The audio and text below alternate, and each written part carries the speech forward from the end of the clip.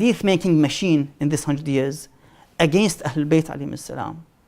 And the Prophet says, even the non-Shia sources, if you go back, that the Prophet said, كثرت عليه الكذاب, that those who lie,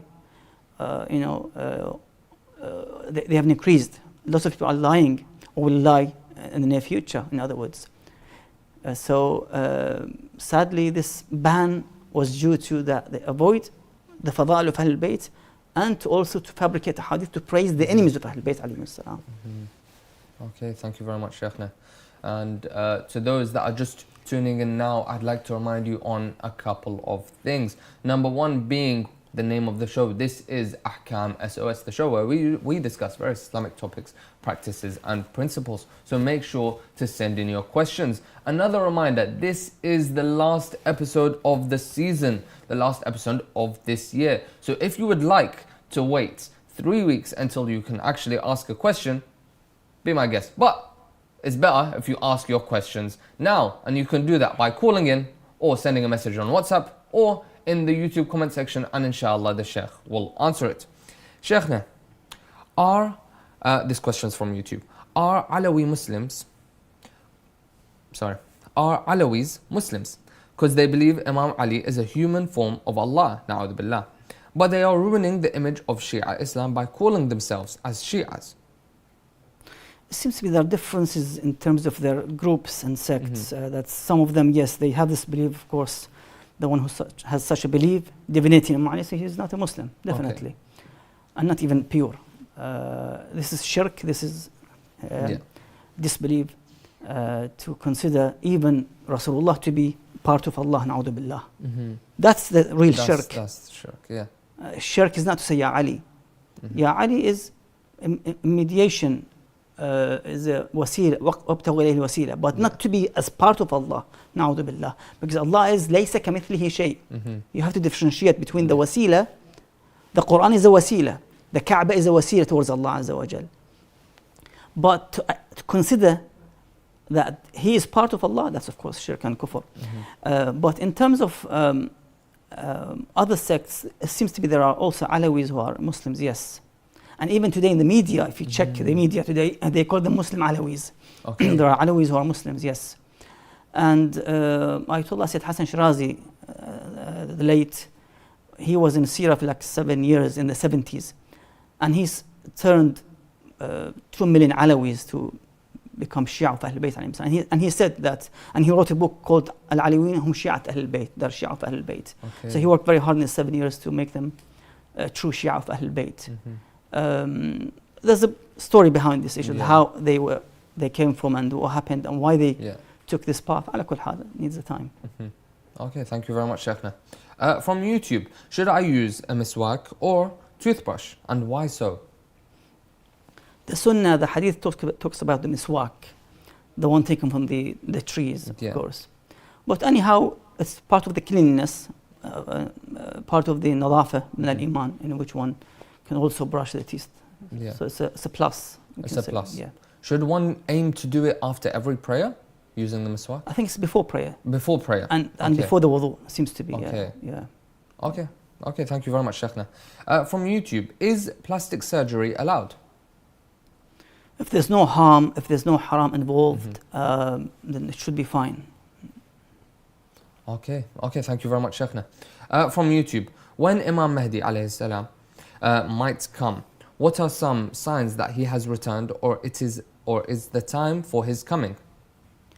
Well, there are definite signs and non-definite signs. In other words, I've mentioned this before many times, that there are 5 definite signs.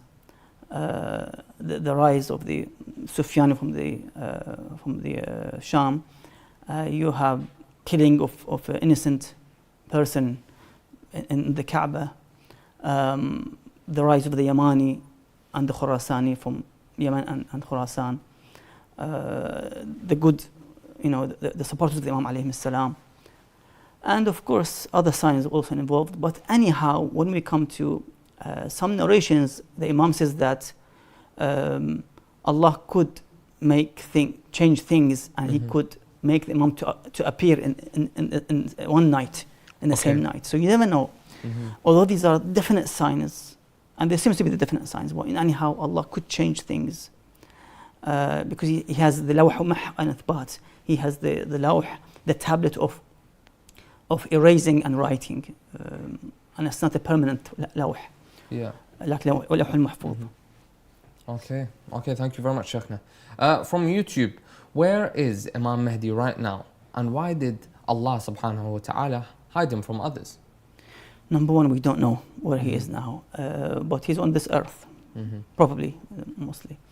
But number two, Allah Azza wa Jal tested the humanity, and he sent them 13 ma'soom from Rasulullah Muhammad sallallahu alayhi wa alayhi, all the way to Fatima salamullah alayha, Ali alayhi salam, till Imam al-Hasan al-Askari, the father of Imam al-Mahdi salamullah alayhi. And they all were killed and assassinated in somehow. And I'm sure the brother or sister knows the stories of each of them, at least half of them, how they were killed. So now that Allah wants to establish and fulfill his wa'ad, his promise to fill the earth with justice and fairness. So he has to keep this last hujjah and proof of Allah on earth, and this Imam, so that he can fulfill this wa'ad and promise. In the Quran, many ayat mentions with this regard.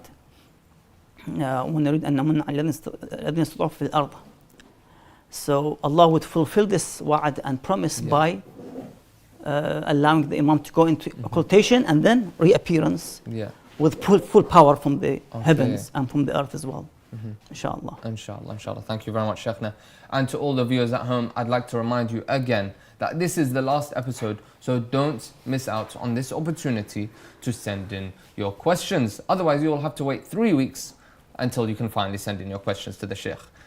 If you would like to send in your questions, you can call in on the phone number shown below, or on the WhatsApp number you can send in your questions, or in the YouTube comment section you can also send in your questions there, and inshallah the Sheikh will answer it. Sheikhna, from WhatsApp, Assalamu alaikum. I married a non-Muslim who later reverted to Islam. The situation with her non-Muslim parents can sometimes become challenging, particularly when it comes to food.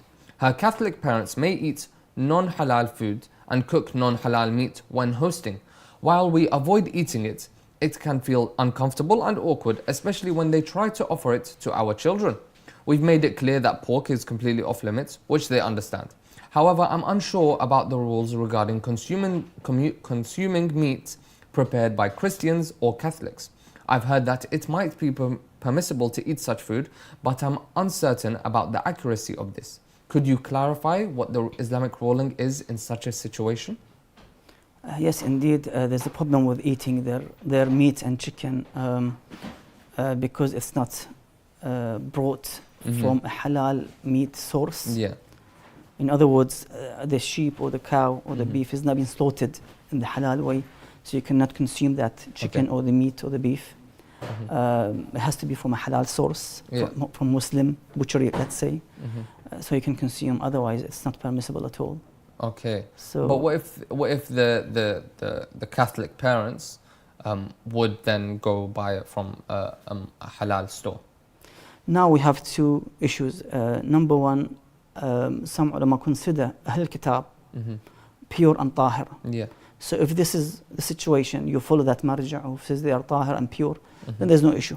They bring the halal, you bring them the halal meat, for example, from a halal shop, they cook it, that's fine, you can consume. But for those who consider that impure, then that's an issue. So they can't touch it. And make the salad with wet hands and so forth. But I mean, you can see who you follow, then that should, like Ayatollah Sistani would solve the issue. Inshallah. Inshallah. Thank you very much, Sheikhna. From WhatsApp, why is Imam Mahdi Ajalallahu Farajahu Sharif in Ghaibah? And how did this happen? Well, you see, as I've said before, that Allah sent 13 infallibles and hujjah, but they were killed and massacred, especially Ashura and Karbala is something very famous story.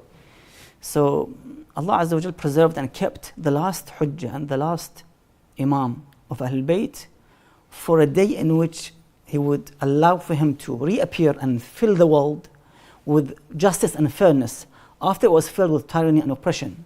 Mention this hadith Shia and the non-Shia mentioned about Al-Mahdi, Salamullah alayh, and his reappearance, and that he would fill the world with justice and fairness.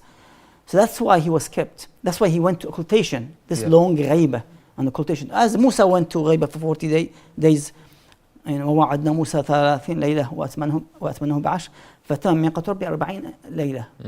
So he went for 40 days for occultation, let's say, minor occultation, in which when he came back, Bani Israel were worshipping the calf. Sadly, they deviated from the right path. And other Anbiya who went away and they came back, Yusuf was in almost occultation for 40 years. His father, his brothers, his clan in Canaan, they never knew where he was. So, or Ahl Bayt Salamullah alayhim, for example, Askariyin, they were also away from the people. So, this gave some kind of induction to those who would basically, and we had the minor occultation for 69 years, 70 years, in which the Imam was in minor occultation. In other words, he had 4 ambassadors who used to exchange letters with the followers of the Imam alayhi salam. So this is needed to protect the Imam from the enemies. And when Allah Azza wa Jalla would allow for the Imam and permit him to reappear, of course, then he will take control of the world, inshallah. Inshallah. Thank you very much, Sheikhna. And from YouTube, Salaam alaikum, I have some narrations. I have seen some narrations that we cannot call or allowed to call our Imam, Ajjalallahu Farajah Sharif, with his real name, which is Imam Muhammad al-Mahdi. You see, again, this issue was in the time of the Imam's life, in the beginning of his birth, and the severe taqiyya that they had to apply on the Imam to keep the Imam alive since his childhood, since his birth. So the narrations talk about that not to mention his name is because of the taqiyya, to protect the Imam's life. As the mother of Musa was,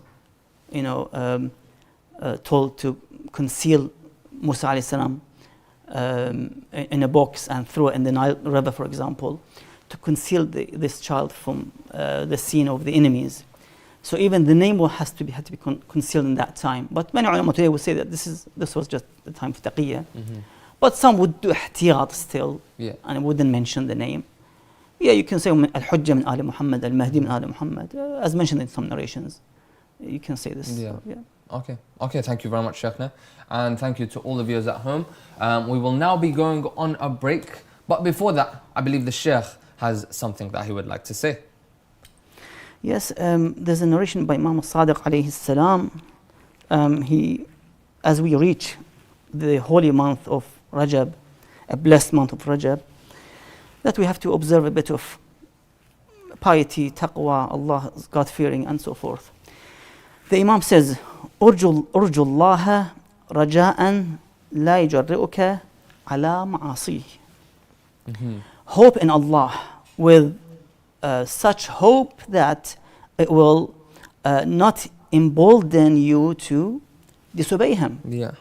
So in other words, have Allah's mercy in your heart and hope, but it doesn't mean that this allows you to commit sins. That Allah is merciful, let me commit sin, let me go to the party, this wedding party with mixed gathering, dance and music, let me enjoy New Year's Eve, let's say. It doesn't matter, and Allah Azza wa Jalla will forgive me. No, the Imam says, have this hope, but make sure that you don't commit sins intentionally. وَخِفِ اللَّهَ خَوْفًا لَا يُؤِيسُكَ مِنْ رَحْمَتِهِ.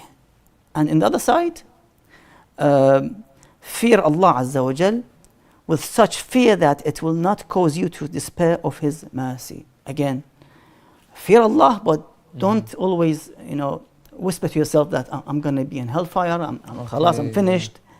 We're going to go all to hellfire, na'udhu billah. No, fear Allah, but with hope. So it's a balance between khawf and raja, as the ulama of akhlaq mention.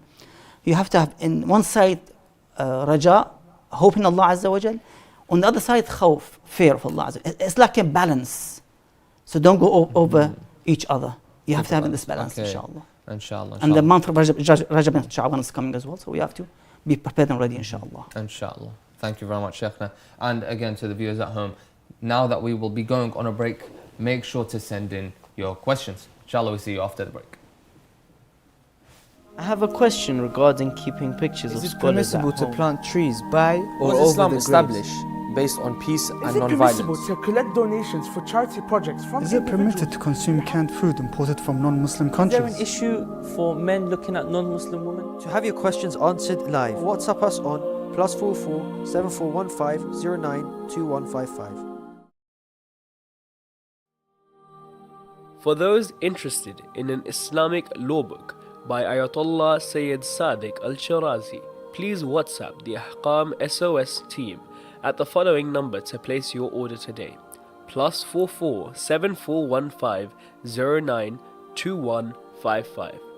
The Islamic law book, available exclusively in hard copy, contains religious questions answered by Grand Ayatollah Sayyid Sadiq Al-Shirazi. Order your hard copy today. Celebrations of the Gregorian New Year. Oh, sorry, Sheikhna.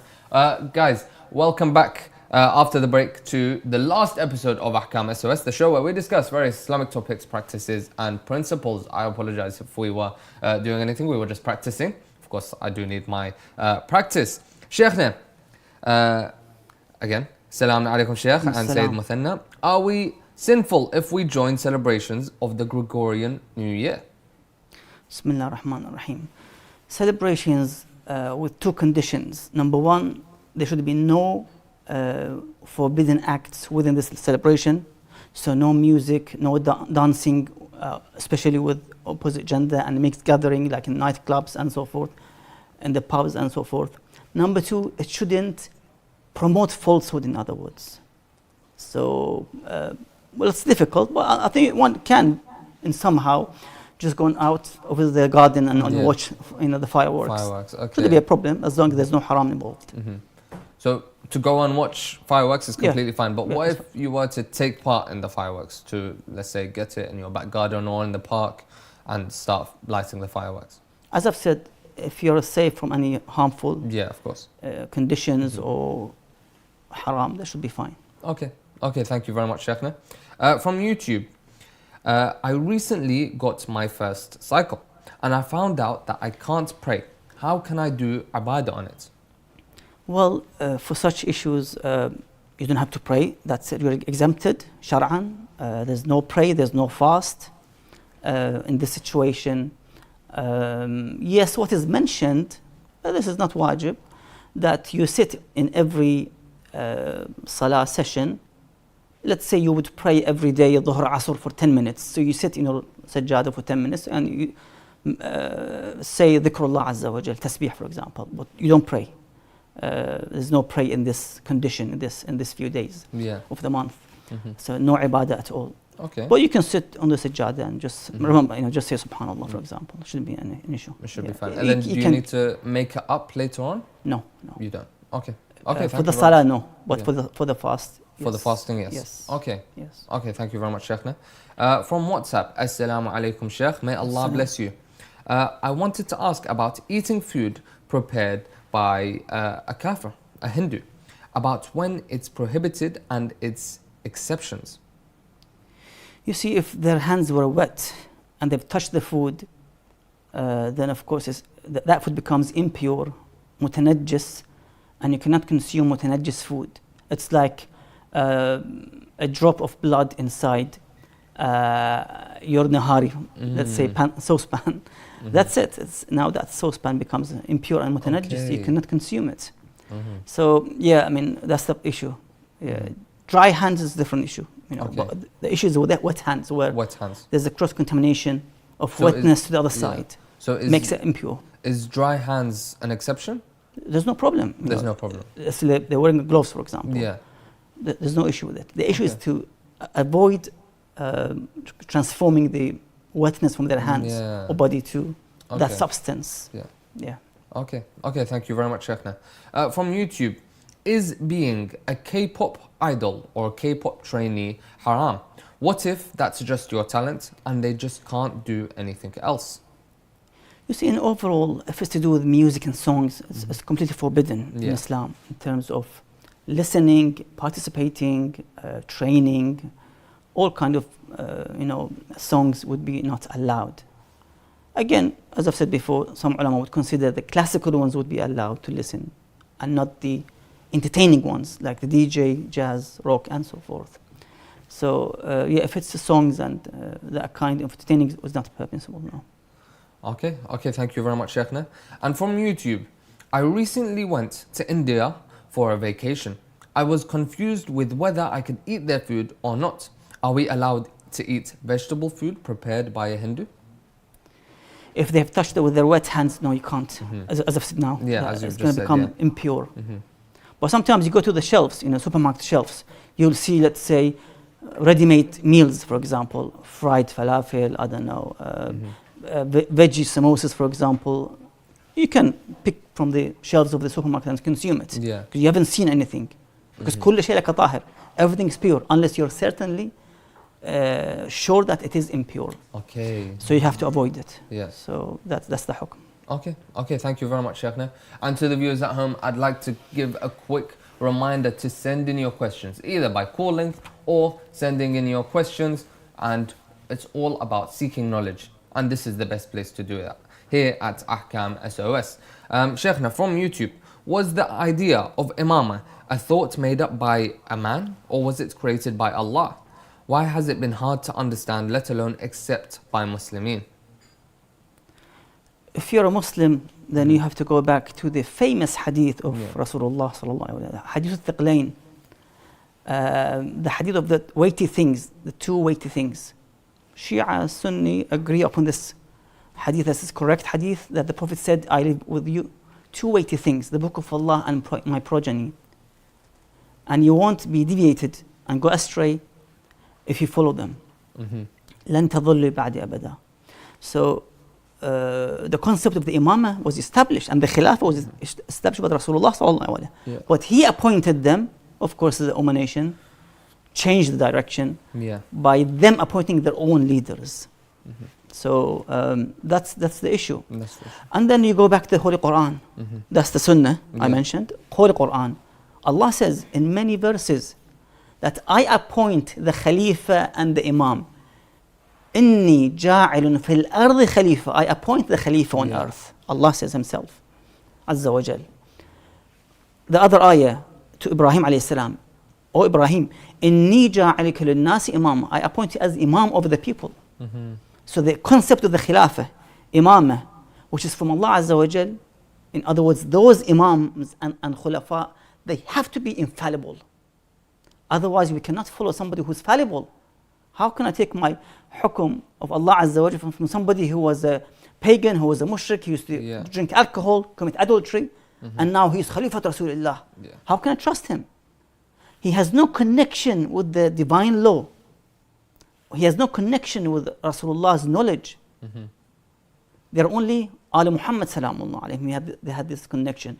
And the prophets of Allah and the messengers of Allah Azza wa Jal. Okay, thank you very much, Sheikhna. I believe we have a phone call. Assalamu alaikum. Hello, assalamu alaikum.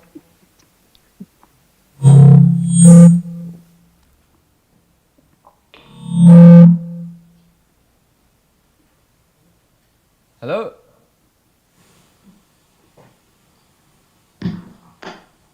Assalamu alaikum. Wa alaikum assalam.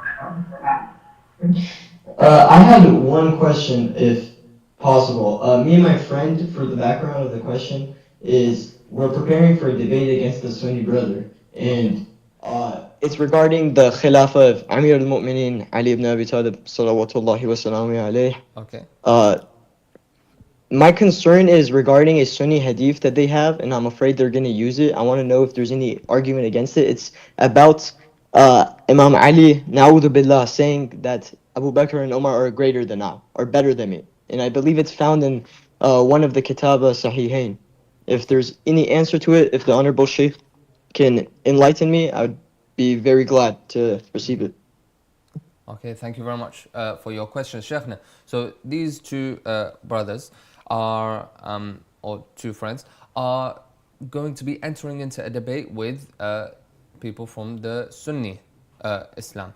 and they are worried that their Sunni brothers will use a certain hadith where Imam Ali alayhi salam na'udhu billah says إنه that Abu Bakr and Umar are greater than them, greater than him.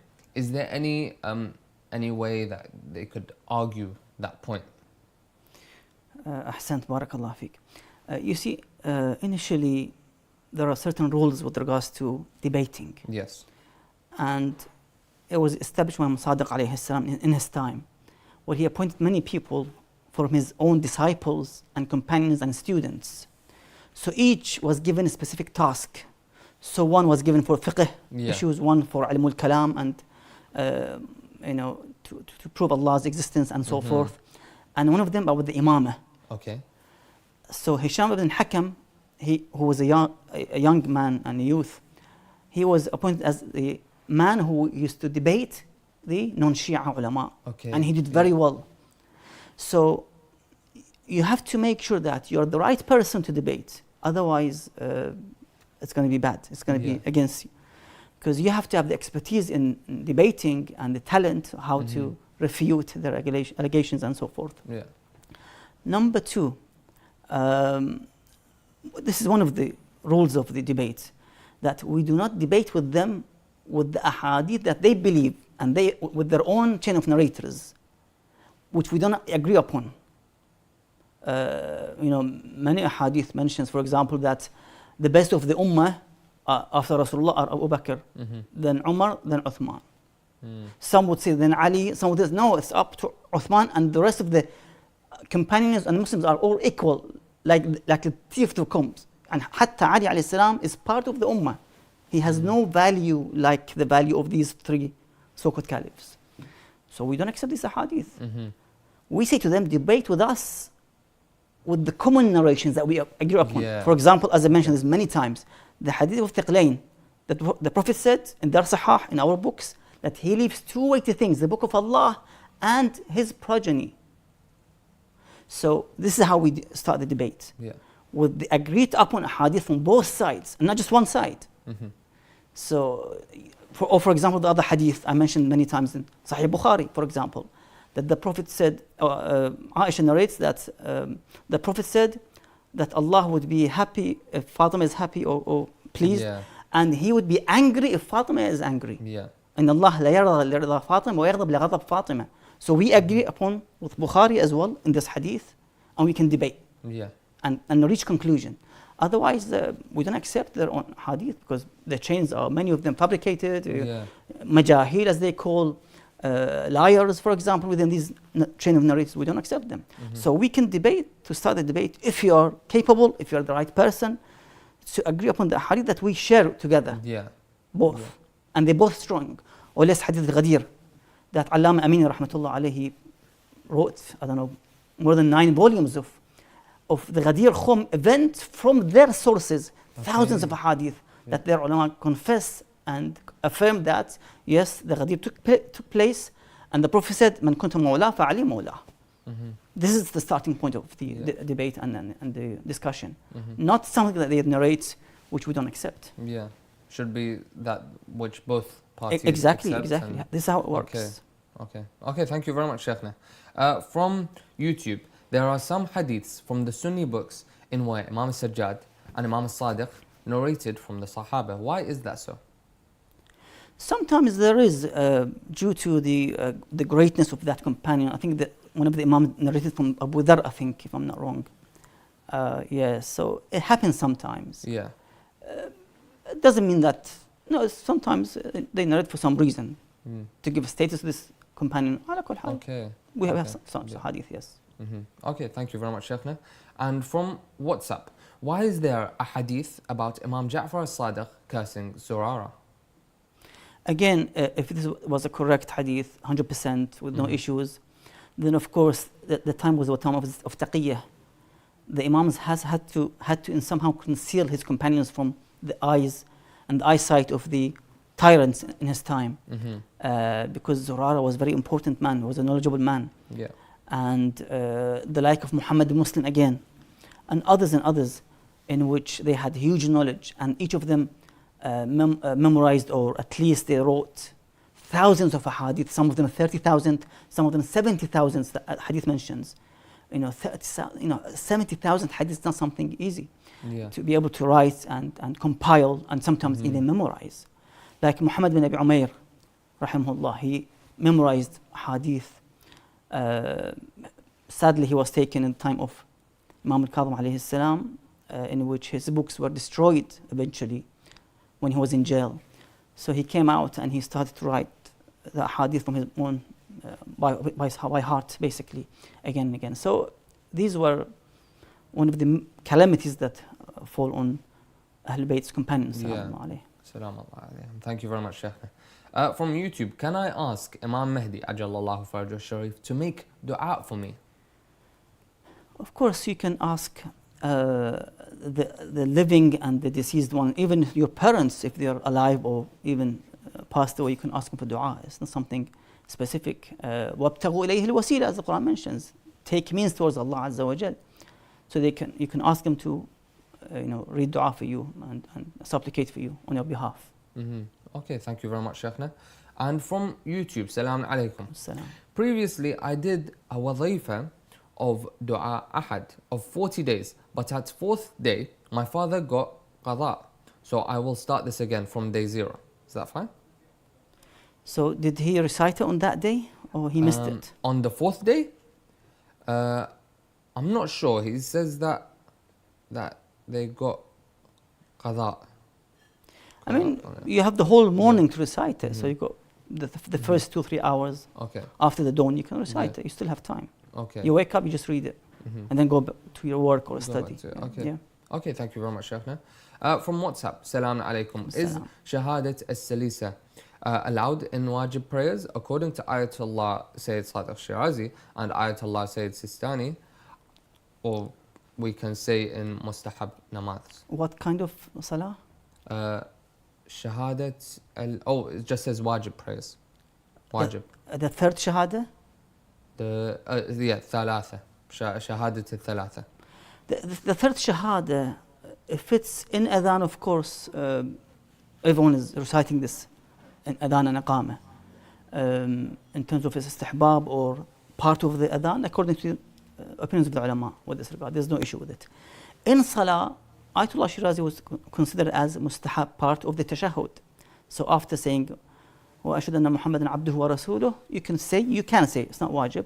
وأن عليا نعم الولي. اللهم صل على. And then you end the tashahhud or after the salam. But Ayatollah Sistani and others would not accept it. Okay. They would consider as addition into the salah. And if you add something outside the salah, could cause an issue with the salah. Okay. So these are two different opinions. But as I've said, this is a mustahab part. It's not wajib to recite in the salah. Okay. Okay, thank you very much, Sheikhna. And I believe we have a phone call. Assalamu alaikum. Hello, assalamu alaikum. Wa alaikum assalam. Assalamu alaikum, brother. How are you doing? You okay? I am good. How are you? Alhamdulillah, alhamdulillah. I believe you have a question for the Sheikh. Yes, please. Yes, go ahead. Ask away. Okay. I have eczema for at least 2 years. It's a skin problem. It hurts my hand quite a lot. Can you tell me any way to heal any skin problems, like a dua from God? Okay. So I believe you sent in this question already, but we'll get an answer again from the Sheikh. So Sheikhna, so this brother has eczema on his hands and it irritates him a lot.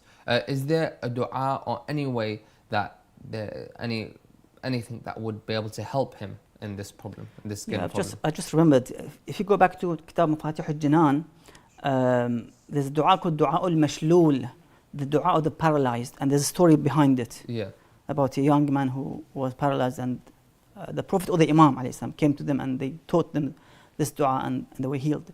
So if you have tried medical aspects, medications, and didn't work, inshallah try this dua.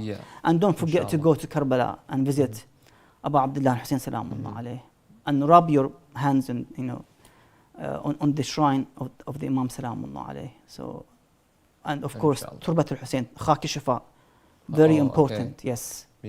try to use that as well. Okay. Inshallah. Inshallah. Do your best, inshallah. and the dua, and the rest is in the hands of Allah Azza wa Jal. The shifa is from Allah Azza wa Jal. Inshallah.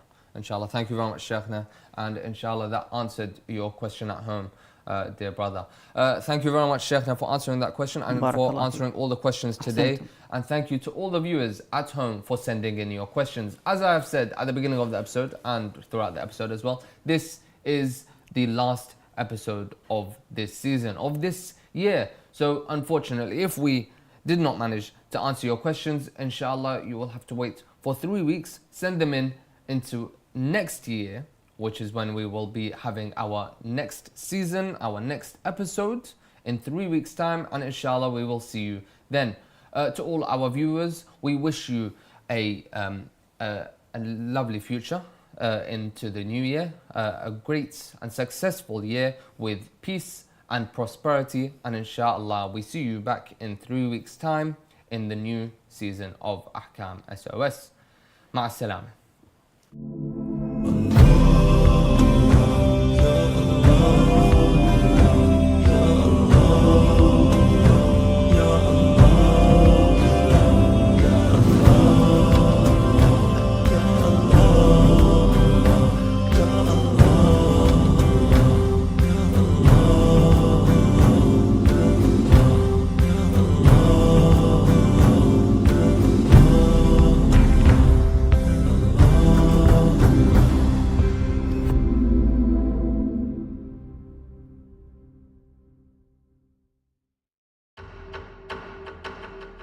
In the heart of London, Imam Hussein Media Group is on the brink of an extraordinary transformation.